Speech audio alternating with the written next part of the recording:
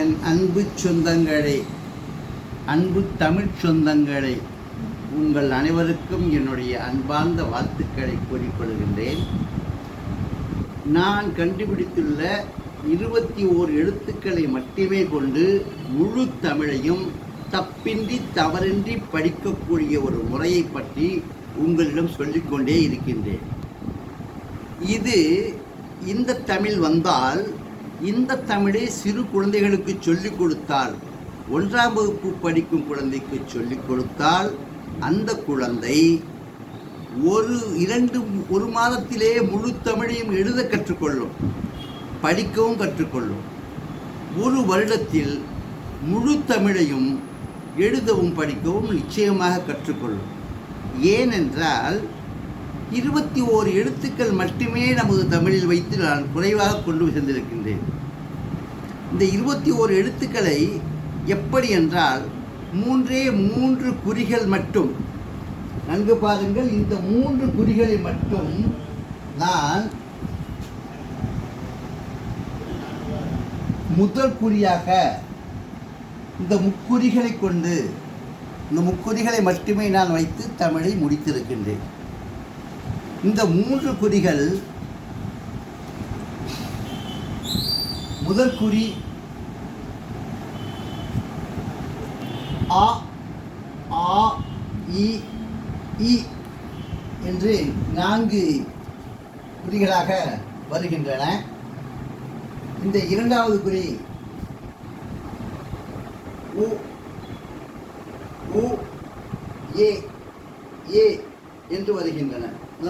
உள்ள போஸ்டர் காட்ட வருதா, தெரியுதா? உ, உ, ஏ, ஏ என்று வருகின்றது. அடுத்த இந்த ஒரு குறி ஐ, ஓ, ஓ, ஔ என்று வருகின்றது. திரும்பவும் நன்கு பார்த்துக் கொள்ளுங்கள். ஆ, ஆ, ஜூம் பண்ணி காட்டுங்க. ஆ, ஆ, இ, இ முதல் 4, உ, உ, ஏ, ஏ இடை 4, ஐ, ஓ, ஓ, ஔ கடை 4. இப்போ 12 எழுத்து உயிரெழுத்துக்கள், 3 உயிர்க்குறிகள் 3 உயிரெழுத்துக்களாக 12 உயிரெழுத்துக்களாக மாறிவிட்டன. இந்த 3 குறிகள் 12 உயிரெழுத்துக்களாக மாறிவிட்டன. இப்பொழுது இந்த 18 மெய்யெழுத்துக்கள், 18 மெய்யெழுத்துக்களுடன் இப்போ நமக்கு என்ன தேவைன்னு சொன்னால், உயிரெழுத்துக்கள் 12 மெய்யெழுத்துக்கள் 18 சேர்ந்து 246 எழுத்துக்கள் மொத்த தமிழ் எழுத்துக்கள். இந்த மொத்த தமிழ் எழுத்துக்களை நாம் என்ன செய்கின்றோம்? ஒவ்வொன்றையும் தனித்தனியாக எழுதி காட்டுகின்றோம். நன்கு யோசித்து, ஒவ்வொன்றையும் தனித்தனியாகத்தான் எழுதி காட்டுகின்றோம். ஆனால் இப்பொழுது இருக்கக்கூடிய இந்த மெய்யெழுத்துக்கள் 18 உயிரெழுத்துக்கள் 12 ஆக மொத்தம் 30 எழுத்துக்கள். ஆயுத எழுத்து 1, 31 எழுத்திலே தமிழை நாம் முழுமையாக எழுதவும் படிக்கவும் முடியும் என்பதே ஒரு எளிமையான ஒரு வழிமுறை, இனிய வழிமுறை. நம் தமிழ் மக்கள் எளிதில் கற்பதற்கான ஏற்ற முறை.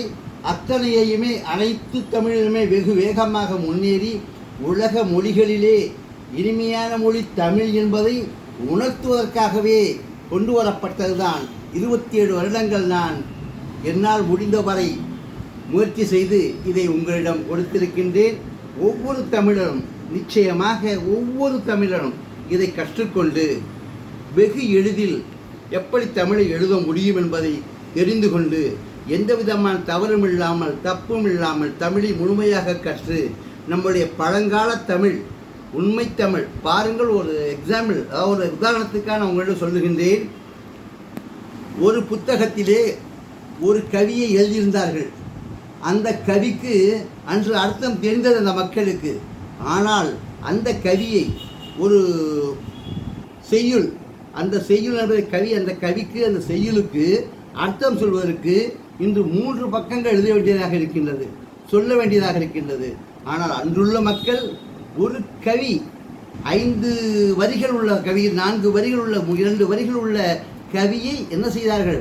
அப்படியே புரிந்து கொண்டார்கள், அறிந்து கொண்டார்கள், தெரிந்து கொண்டார்கள். ஆனால் இப்பொழுது அந்த கவிக்கு அர்த்தம் கொடுப்பதே நமக்கு மிகவும் சிரமமாக இருக்கின்றது. புரியவில்லை, தெரியவில்லை. ஒரு செய்யுளை எடுத்துக்கொண்டால் அதை பார்க்க முடியவில்லை. அன்று சிலப்பதிகாரத்தை சொன்னோம். சிலப்பதிகாரத்தை எடுத்துக்கொள்ளுங்கள். அந்த சிலப்பதிகாரத்தை இருக்கின்றால் அதில் வரக்கூடிய ஒரு இதை சொல்லுகின்றேன். எல்லா மக்களுக்கும் தெரியும் இந்த ஒரு கவிதையை பற்றி. தேரா மன்னா செப்புவதுடையேன் எல்லது சிறப்பின் இமையவர் வியப்ப புல்லர் குண்கண் திட்டோ நன்றியும் ஆவிற்கடைமணி நடுநா நடுங்க வாயிற்கடைமணி இகுநீர் நெஞ்சி சுடத்தான் தன் அரும் பெரும் புதல்வனை யாழியின் மழித்தோள்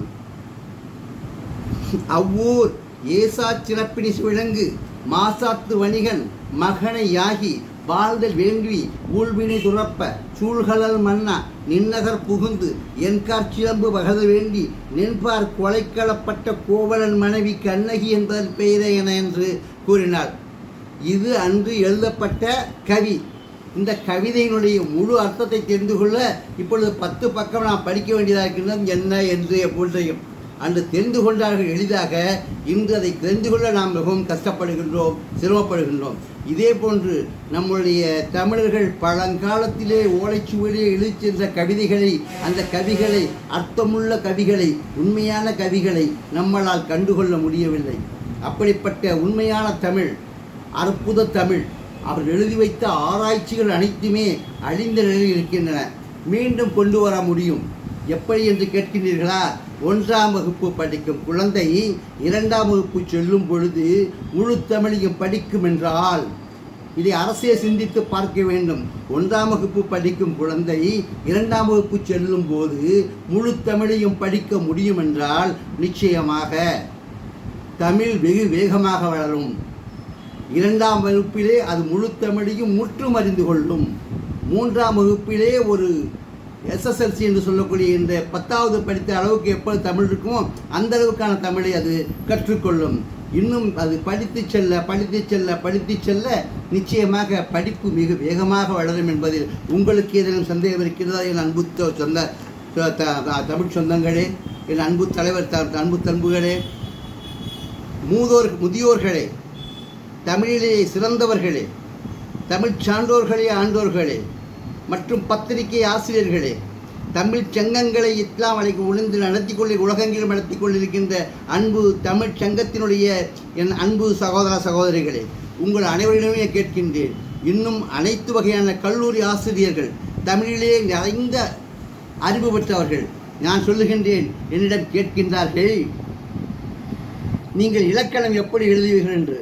ஐயா, நான் 1ஆம் வகுப்பு படிக்கும் குழந்தைக்கு தமிழை எப்படி எளிதாக கற்றுக்கொள்ள முடியும் என்பதை பற்றி தான் சொல்லிக் கொண்டிருக்கின்றேன். இலக்கணம் என்பது எப்பொழுது நீங்கள் படிக்கப் போகின்றீர்கள்? 10ஆம் வகுப்பு படிக்கும் பொழுது, 7ஆம் வகுப்பு படிக்கும் பொழுது, 8ஆம் வகுப்பு படிக்கும் பொழுது இலக்கணம் ஒன்றே படிக்க ஆரம்பிக்கின்றீர்கள். முதலில் தமிழை கற்றுக்கொள்ளுங்கள். எளிய முறையில் கற்றுக்கொள்ளட்டும், எளிய முறையில் தெரிந்து கொள்ளட்டும். பின்னர் பார்ப்போம் நாம் தமிழில் இலக்கணத்தை பற்றி. நான் இலக்கணத்தை பற்றி நான் எதுவும் பேசவில்லை. மேலும் இலக்கணத்தை பற்றி நான் பேச வரவில்லை, பேசவும் இல்லை.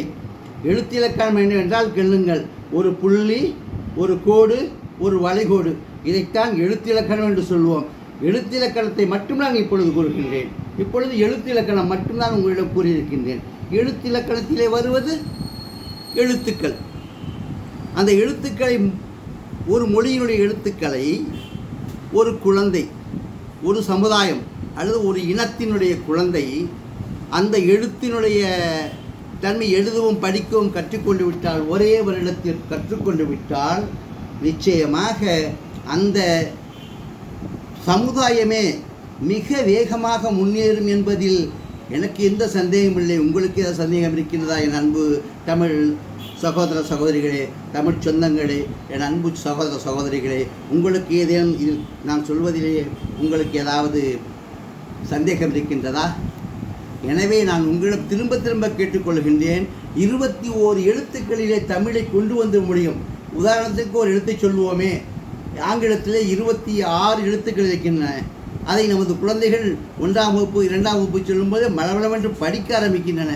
தமிழிலும் அதுபோல் 21 எழுத்துக்குள் உள்ளது என்று காண்பித்து விட்டால், அதை எப்படி படிப்பது என்று சொல்லிவிட்டால், நிச்சயமாக அந்த 21 எழுத்துக்களை மாற்றி மாற்றி மாற்றி மாற்றி எழுதுவதன் மூலம் நிச்சயமாக அது வெகு வேகமாக கற்றுக்கொள்ளும் என்பது. இன்னும் இதை பற்றிய நீங்கள் முழு விவரங்களை தெரிந்து கொள்ள வேண்டுமென்றால் இதோ பாருங்கள்.